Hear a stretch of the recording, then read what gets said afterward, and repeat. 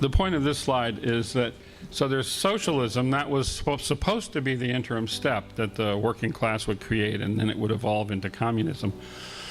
But in fact, for revolution to happen, something different had to happen. It was supposed to be a stage after socialism, but instead, what communism became was synonymous with a system of state control and state power.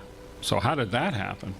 It happened because in Russia, in another failed monarchy, Lenin and the Bolsheviks were able to seize power from a weak provisional government, and they implemented their own unique version of the Bolshevik Revolution.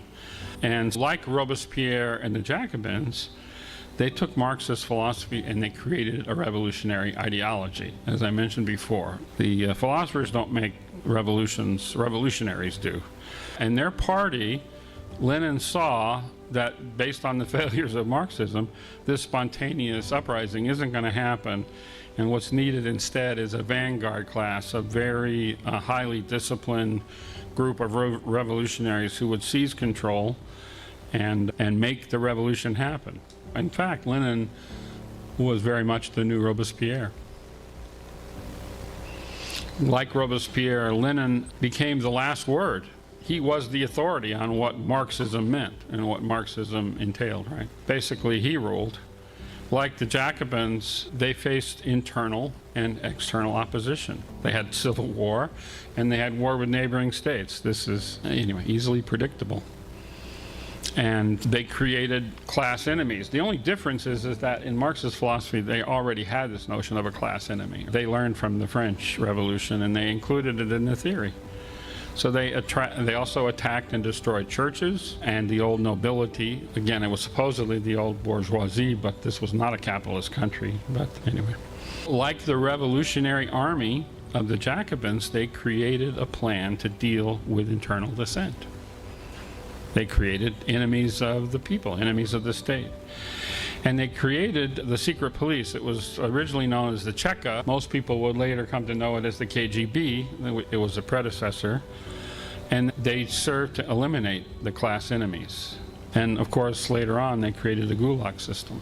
The materialists were even more harsh than the French rationalists. There was no talk of virtue here, but a clear sense of what had to happen to class enemies. Grigory Zinoviev was one of the key people in the inner circle with Lenin and Trotsky and Stalin and a couple others that kind of ran the system. He says, to overcome our enemies, we must have our own socialist militarism. We must carry along with us 90 million out of the 100 million Soviet population. As for the rest, we have nothing to say to them. They must be annihilated. Actually, he underestimated. It was more than 10 million. And then this is another chief of the Ukrainian Cheka. We are not fighting against single individuals. We are exterminating the bourgeoisie as a class.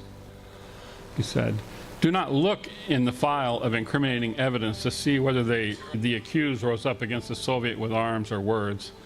Instead, ask him to which class he belongs. What is his background, his education, his profession? These are the questions that will determine the fate of the accused. That is the meaning and essence of the Red Terror. Actually, it was a little before them, but that came shortly thereafter.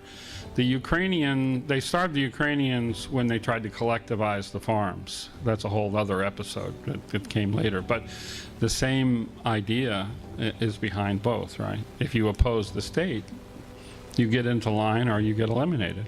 Marx had argued, of course, that the state was supposed to wither away.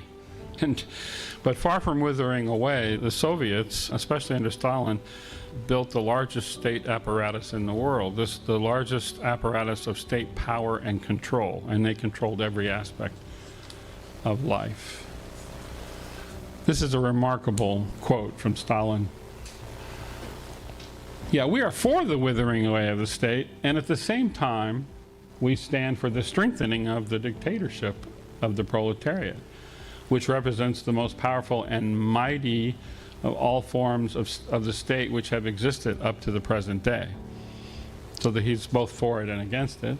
The highest development of state power, with the object of preparing the conditions of the withering away of the state, that is the Marxist formula. Is it contradictory? Yes, it is contradictory.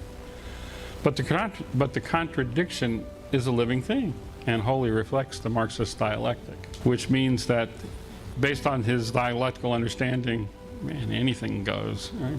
And it did. For Stalin, anyway, this one's, this is a perfect description of Stalin, right? And then, this is another very famous quote from Stalin, right? The death of one man is a tragedy. The death of millions is a statistic. As we recall, liberté, égalité, and fraternité, which was the motto of the French Revolution, it ended in the Reign of Terror. It killed tens of thousands of people. Peace, land, and bread was the motto of the Bolsheviks. It ended in the Gulag Archipelago, which killed millions.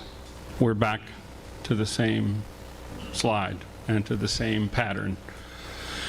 And we did all of this. It's fascinating history to me. I hope it's interesting to you, right? But it's a pattern that exists with all these secular philosophies that attempt to create utopia on Earth. And it's prelude to what we will study this afternoon, which is the kind of current revolutionary moment that we're in. So I would have to say thank you for your attention, and on from here.